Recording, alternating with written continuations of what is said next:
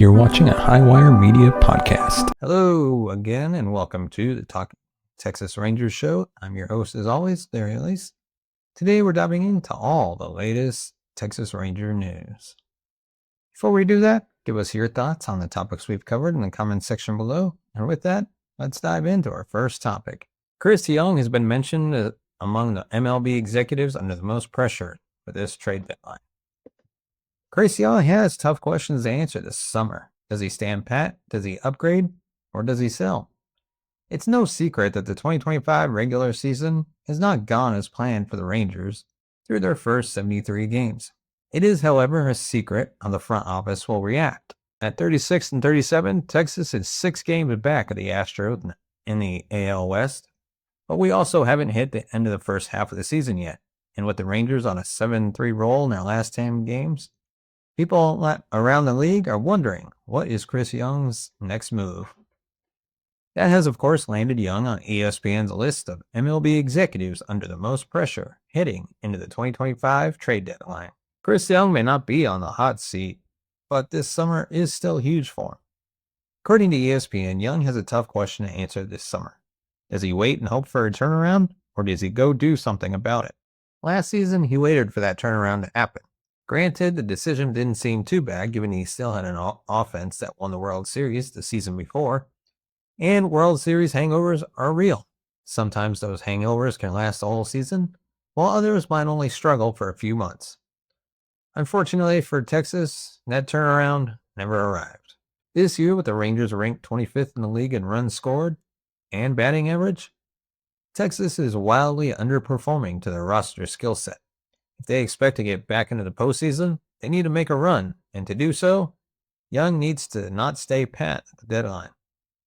What will also be semi-acceptable is Young going the opposite direction and deciding that his team needs to become sellers at the deadline. This can only really happen if the Rangers fail and make a recent turnaround and find themselves in a severe hole in the playoff standings around the All-Star break. Buyers or sellers, what do the Rangers need to do? This is kind of hard to tell right now at this point. By the end of May, it would have been a simple answer: sell. But their performance in June has been reminiscent of what fans thought it would be. In 14 games this month, the Rangers are hitting .251 with a .421 slug, 17 homers, 66 RBIs, 70 runs scored. In addition, Evan Carter and Marcus Semien finally hit their strides and have been performing lights out in the month. So what will be their additions if Texas becomes buyers? Let's say the Rangers do become buyers at the deadline. Young will likely be looking for ways to improve the bullpen. As he stated on MLB Network Radio, this isn't to say the Rangers bullpen has been struggling, because it hasn't. This is likely to just give it more depth. He might also look to add more offense, probably in the form of a designated hitter, first baseman, or outfielder. Really, any position at this point is a much-needed upgrade, but those positions in particular are probably a bigger concern for Young. All right, Ranger fans, let's talk gear, because if you're not shopping at Fanatics, are you even repping the former World Series champions? Look, the Texas Rangers are struggling, but are surviving, and whether you've been there since the old ballpark days, or you just fell in love during that epic World Series run, Fanatics is your go-to spot for everything Rangers. We're talking jerseys, hats, hoodies, custom gear, you name it, they've got it. Want that crisp Corey Seager jersey? Got it. How about a throwback Nolan Ryan for the classic vibes? And don't sleep on those City Connects. Fanatics hooks you up with officially licensed merchandise, fast shipping, and return policy that's actually painless. Here's a pro tip. Sign up for their loyalty program. Every time you buy gear, you earn points for more gear. It's basically like getting paid to stay loyal to the team you already love. So if you're headed to Globe Life Field, watching from home, or just flexing your Rangers pride around town, make sure you're decked out in the freshest fits from Fanatics. Use the link in the description and gear up for the next big game, because let's face it, this team isn't done making history. Fanatics, officially licensed, officially Texas, and let's go Rangers. Now, back to our episode. But then what will they do if they end up as sellers? They will part with pitching. Texas currently has one of the best pitching staffs in the American League, with an AL leading 315 team ERA, and two of those pitchers, Jacob deGrom and Tyler Mahle, are within the AL's top 10, with Nathan Eovaldi not far behind if he still qualified. At one point or another this season, the idea of trading all these pitchers has floated around. Recently, a rumored trade had Eovaldi being shipped to the Windy City. deGrom is having a career resurgence, which would be a massive deal to a contending team, and Mahle is an ace with high value. And now we're going to dive into our next topic. We're going to take a look at the Rangers' offensive hot streak this month and what exactly is fueling the fire. It's ironic to be diving into this after two bad offensive performances by the Rangers to kick off the 3-game series at home against the Orioles, in which they scored just 4 runs. However, that doesn't take away the fact they have been much better at the plate this month. Unfortunately, it hasn't translated to an overwhelming amount of success, as they're back 2 games under 500 and have fallen to 4th in the AL West, 7 games behind Houston. They're also a mediocre 8-7 this month, despite the offensive success. But we have been tormenting this offense all season, that it doesn't seem fair we ignore when they are actually performing well. So, here it goes. Why are the Rangers hitting better in the month of June? Players are coming back into their own. It all starts when the hitters come together as a group, and for the most part, June has been the month where a majority of the lineup has clicked well together. Evan Carter and Marcus Semien turned a corner and have become the leaders this offense has needed. Carter is hitting a .293 in his last 15 games, while Semien is hitting .345 in his last 15 games, both of whom were either injured or massively struggled last season, and were doing pretty much the same thing in the first months of this season. They've also been backed up by Josh Smith, Sam Haggerty, and Adolis Garcia, all of whom are batting .291 or better this month. Of course, you also got to look that more walks are being drawn. There's mixed feelings about whether walks play as big of a role as believed. For me, I feel that if the team is drawing walks, they are not only seeing the ball better at the plate, but also wearing down the pitcher and making him vulnerable to other portions of the lineup. It's why I think their walk numbers in June have been key to their success at the plate. In 16 games this month, Texas has drawn 52 walks. For reference, in April, they had 62 all month, and in May, they had 78. With about 11 or 12 games left in June, they are more than halfway there to surpass those marks. Without any direct evidence that the walks are leading to more runs, I like to think that becoming selective at the plate has either A, led to more walks, or B, allowed hitters to find their perfect pitch and crush it. And 4 is the magic number. This is logic, right? Well, for the Rangers, it's not just about scoring more runs than their opponent. It's about scoring more than a specific number of runs. And in this case, that number is 4. Texas is currently 26-4 when they score 4 or more runs, which translates to an 867 winning percentage. And inside Globe Life Field, they are 16-0 when they manage to score 4+ runs in a game. During June, Texas has scored at least 4 in 7 games and are 6-1 in that span. Only 5 other teams have a winning percentage over 800 in those scenarios, and Texas is the only non-playoff team at this point in the year. Therefore, the formula is simple. Score at least 4, win the game. And now, our next topic, we're going to take a look at the injury update for Nathan Eovaldi, John Gray, Jock Pederson, and others. The Texas Rangers are starting to see some of their injured stars inch toward a return, including Nathan Eovaldi, John Gray, and Cody Bradford. Coming off of what is one of the ugliest losses of the 2025 season, there is some good news regarding the Texas Rangers' injury situation. Most importantly, it looks like a pitching staff that various setbacks have whittled down is taking a few steps back towards something resembling full strength. Nathan Eovaldi is officially on the road back with bullpens planned. The man who has put together a Cy Young candidacy in 2025 might be back by the end of the month. However, July seems more realistic. Nathan Eovaldi threw a bullpen session on Tuesday before the Rangers' 6-1 loss to the Kansas City Royals. That session went quite a bit better than the game did, and he's expected to throw another session in Pittsburgh this weekend. He might start a rehab game and then return to the team if that goes well. The difficulty in knowing any of this is that the franchise either isn't clear or isn't being clear about how badly he's hurt. For his part, Bruce Bochy thinks there could be a start for Nathan Eovaldi at the big league level. And Cody Bradford could be back with the Rangers next week. Things are far more upfront when it comes to reliever Cody Bradford. He hasn't pitched yet this season as he suffered an elbow sprain in spring training. The 27-year-old reliever was supposed to begin a minor league rehab assignment this weekend. However, he suffered a setback when he developed a fever, and because of that, his outing was pushed back a few days. He could still be back by the end of next week if that rehab assignment goes well and he gets well quickly. Josh Boers has 2 more bullpen sessions before a Rangers return. Josh Boers is a little farther away than Bradford, but basically by a bullpen session. He'll continue returning from shoulder surgery by throwing a bullpen later this week. According to Bochy, he will throw 1 more after that. Should all go well, he'll then begin a rehab assignment.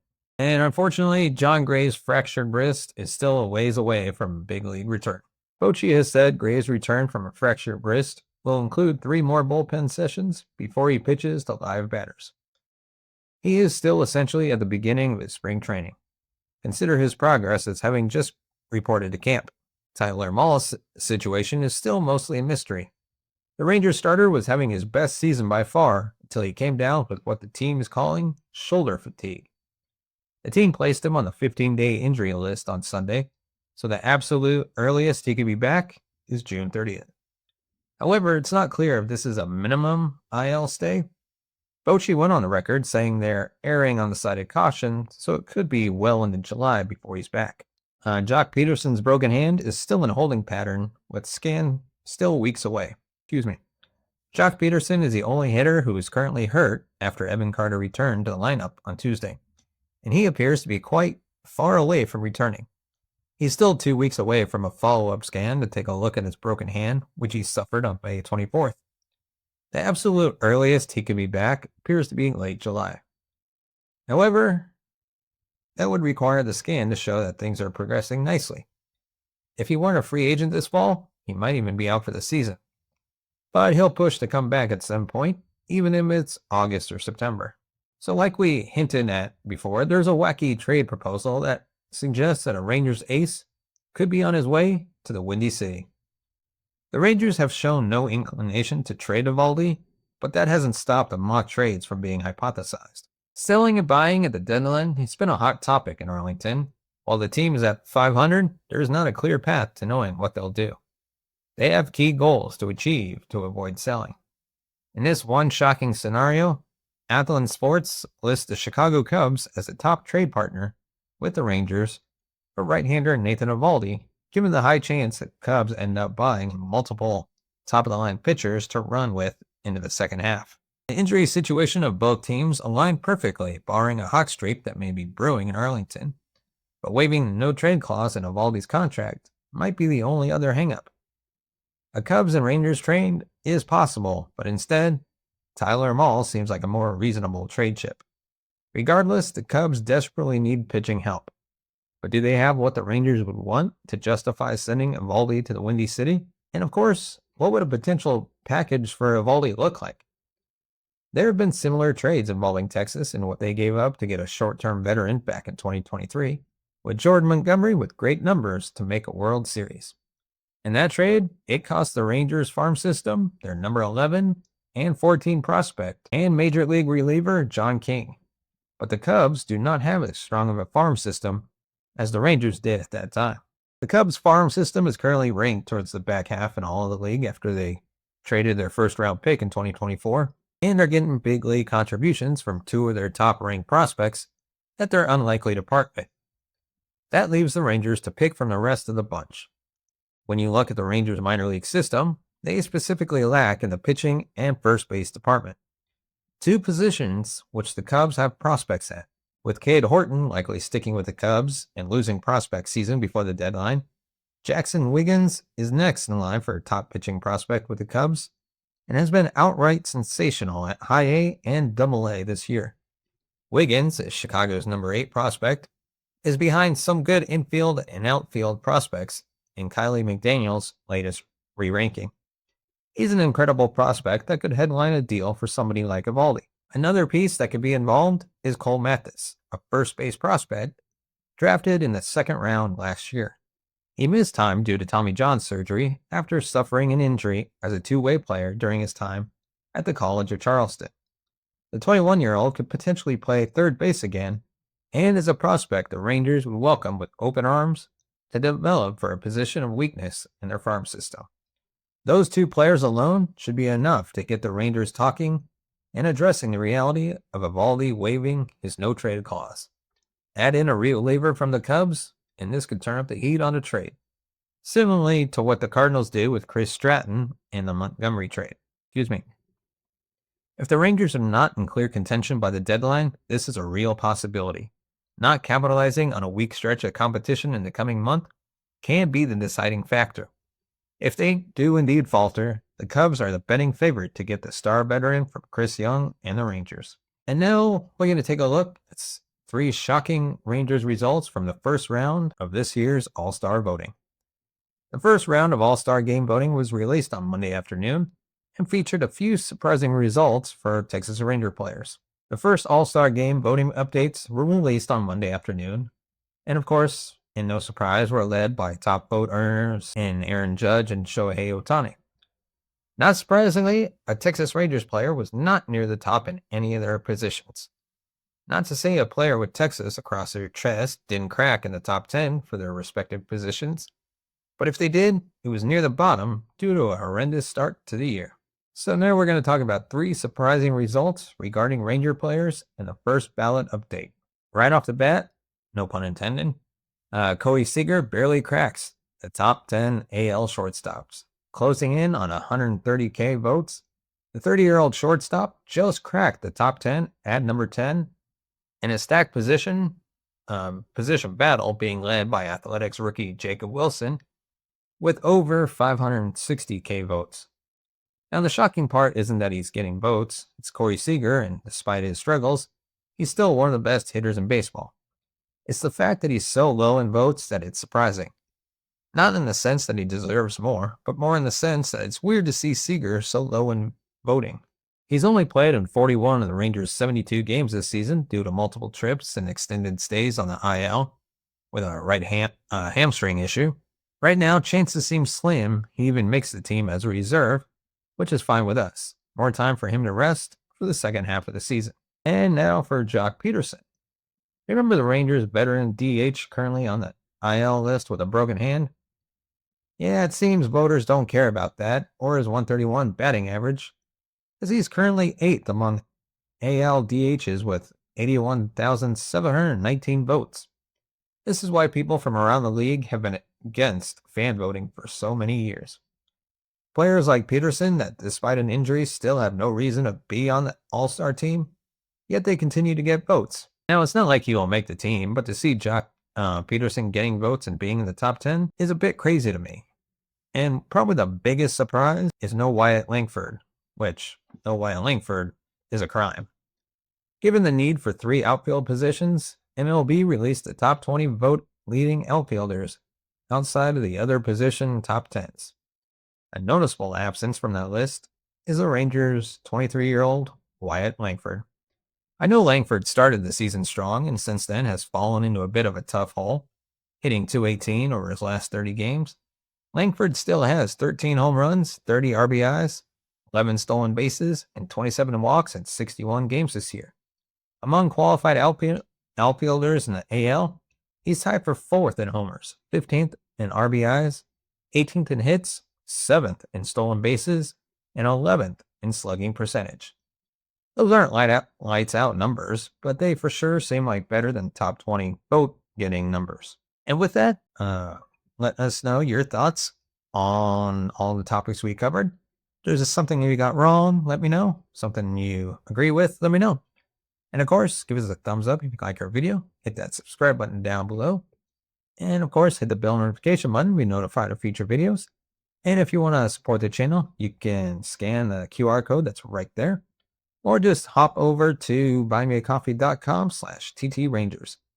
As always, everything you give goes right back into the channel, helps us create more content, and hopefully one day take this show on the road. We'd love to do episodes from Globe Life Field or at away games across the country and your help can make that, or your support can help make that happen. And with that, thank you so much for watching and listening. We'll see you next time.